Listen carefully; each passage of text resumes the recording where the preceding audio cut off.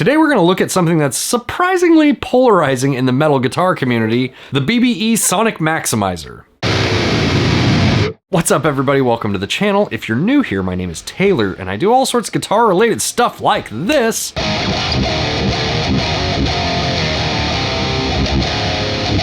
On my channel. If that's something you enjoy, make sure to hit the like button and consider subscribing while you're here. Now, sometimes I like to take these trips down memory lane, and this is definitely one of those times. I saw one of these guys, a 322 rack mount Sonic Maximizer for sale on Reverb, and I kind of felt like jumping on it. Now, I used to have one of these a lot of years ago that I ran in a rack in conjunction with my tube amp, and the reason that I stopped using it was I let another guitar player in another band borrow my rig. You guys have probably been there before, guitar players are kind of notorious for this, but I let him play through my rig and was listening from the audience's perspective, and it didn't sound very good. Like, the tone just sounded very thin and brittle compared to when I was actually standing on stage listening to my amplifier. And then I started noticing this when I would see other bands and the guitar players were using Sonic Maximizers as well. And so the conclusion that I came to is if you're not miking up a cabinet, so maybe you're just playing by yourself in a room, or you're playing a smaller venue that doesn't, you know, mic up the cabinets and run it through the PA,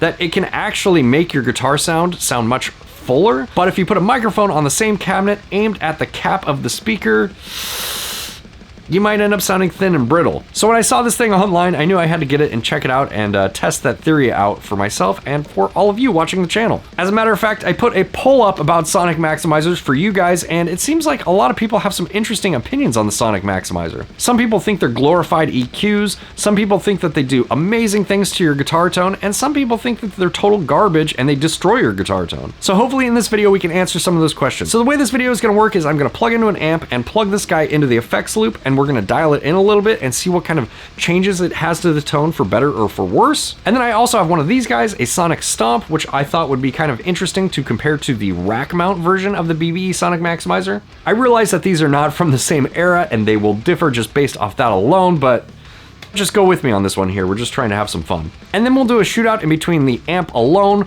the amp with the Sonic Maximizer, and then maybe even the amp with the Sonic Stomp as well. And then at the end of the video, I'm gonna give you guys my honest opinion on the BBE Sonic Maximizer and whether or not I think it's something that you actually should be running in your chain. But before we get started, if you like my videos and you wanna help me keep making them, there's a support section down in the description below with links to my Patreon and links to my merch. And I just released my first ever Chug Squad t-shirt. So if you're interested in joining the Chug Squad, you can go down there and grab your shirt. And with all that out of the way, let's hook this guy up and see how it sounds.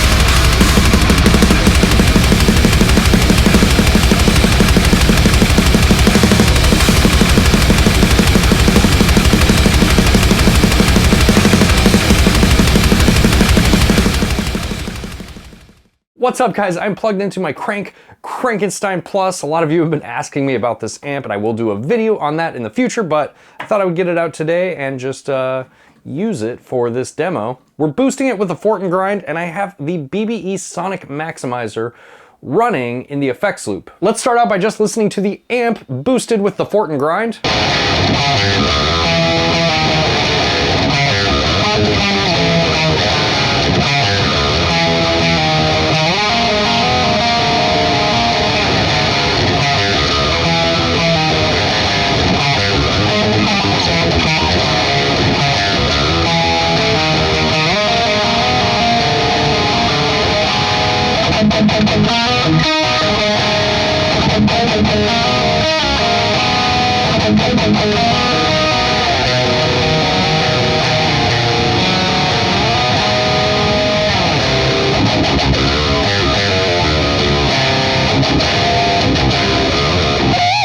let's turn the settings on the Sonic Maximizer here at 0, and we'll turn the definition all the way down to minimum as well, and let's turn this guy on and see what that does.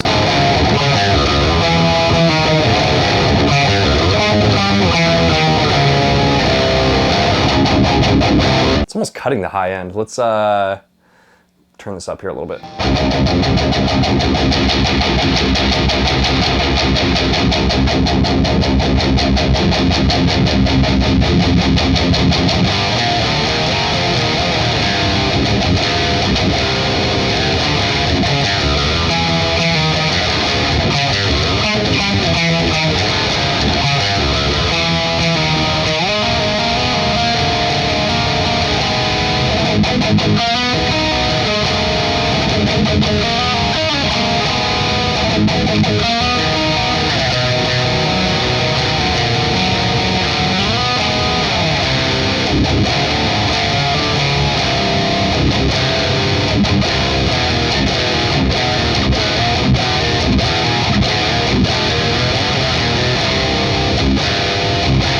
It's definitely doing something.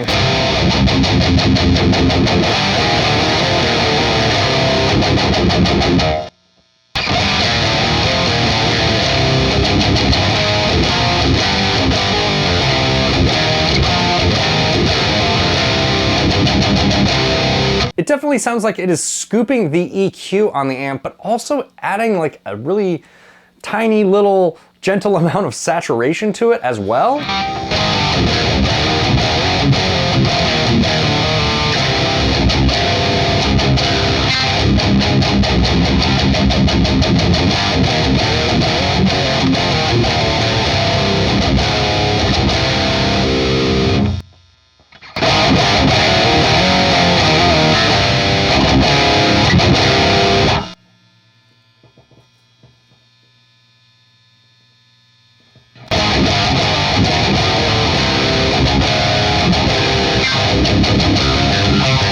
It's very interesting, and I have a hard time saying whether it is a good or a bad thing. I think it's definitely adding a lot of low-end character that I don't think I could get with this amp alone, but also you have to be super careful with that definition knob, because if you turn it up too loud, it is just 𝗊𝗶𝗃𝗃𝗃 all the way. Sounds really thin and ear-piercing if you turn it up too much, so.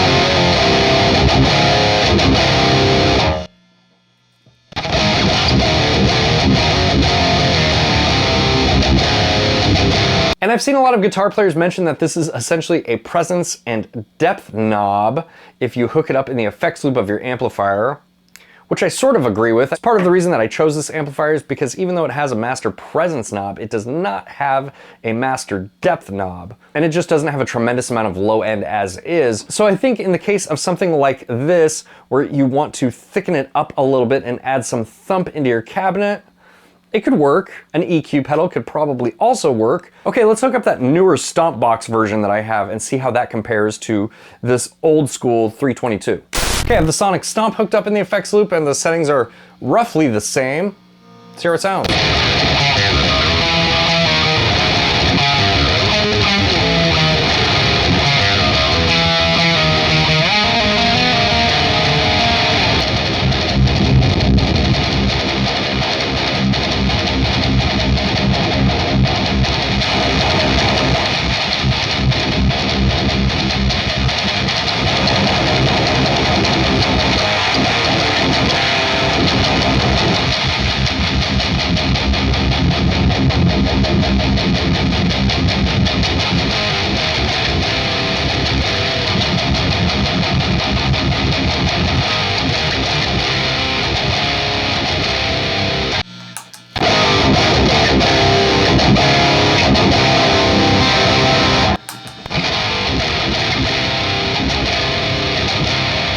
It's very weird. When I turn it on, I get a significant volume cut. And like you noticed when I was spinning the process knob, it does all sorts of weird stuff, kind of something bizarre going on there. And I'm pretty surprised too, because this is a newer unit and it is geared towards guitar and bass players because, you know, it's in a pedal format versus something like this that's rack mount that you could use in a PA or, you know, like a recording rack or something like that. It's just kind of bizarre. You'd think this one would sound better. All right, I want to try one more thing here before we get to the shootout portion of the video, and that is putting it in front of the amp on the clean channel, you know, just for funsies. Let's do that here real quick. We have this plugged into the clean channel. Let's engage it.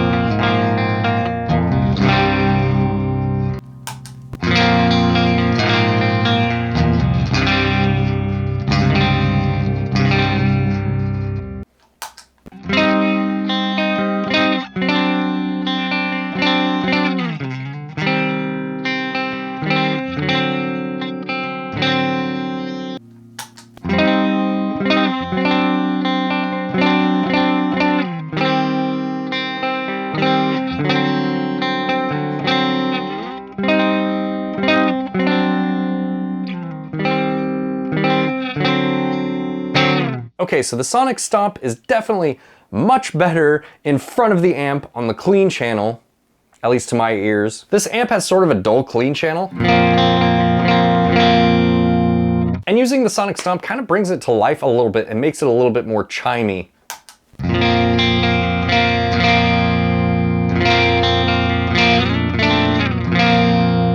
So I could definitely see it being used that way, but using it in the effects loop, not so much. But of course, what most of you guys tune in for is the shootout. So let's do this in the shootout. We'll shoot out the amp boosted with the Fort and Grind by itself, and then we'll do the same exact settings on the amp with the 322 in the effects loop, and then we'll also shoot that out with the Sonic Stomp in the effects loop, or maybe in front of the amp if it sounds better that way. I don't really know because I actually have to get into the reamping portion of this video to make that decision, but I will amend this video with text right here to let you know how I ended up running the Sonic Stomp.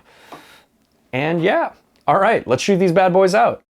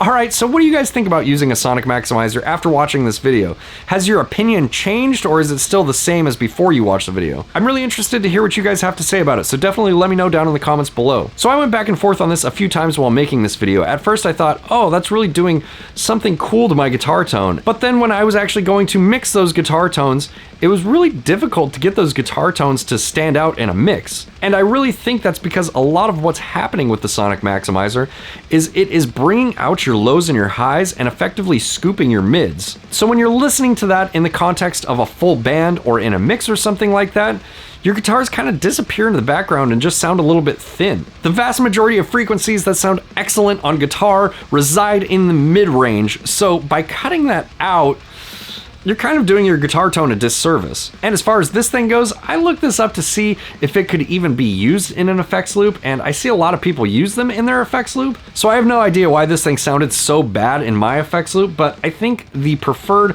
application for something like this would be in your signal chain in front of your amplifier, just to give your line a little bit more clarity. I mean, it's kind of cool, but it would probably be much better served in a signal chain for someone who is playing a lot of clean guitar or maybe even playing acoustic. So if you're a metalhead and you're thinking about buying one of these guys, personally, I would save my money and I would spend that on something like a boost. I think a good boost would serve your tone much better than a Sonic Stomp would, but that's just my opinion. But I also think that you can use a Sonic Maximizer in your effects loop to great advantage. You just have to be very, very careful when you're dialing it in because it goes into Thinsville pretty quickly. So I basically ended up right where I started with my opinion on the Sonic Maximizer, which is, it's a really cool, interesting piece of gear, but it probably doesn't belong in your guitar signal chain. And if you do decide to put it in your guitar signal chain, you just have to be very, very careful with it because it can go sideways really quickly. Special thanks to all of my awesome patrons for helping me bring you videos like this one. And if you are interested in joining my Patreon, there's a link for that in the description below. And as always, if you like my videos, make sure to hit the like button,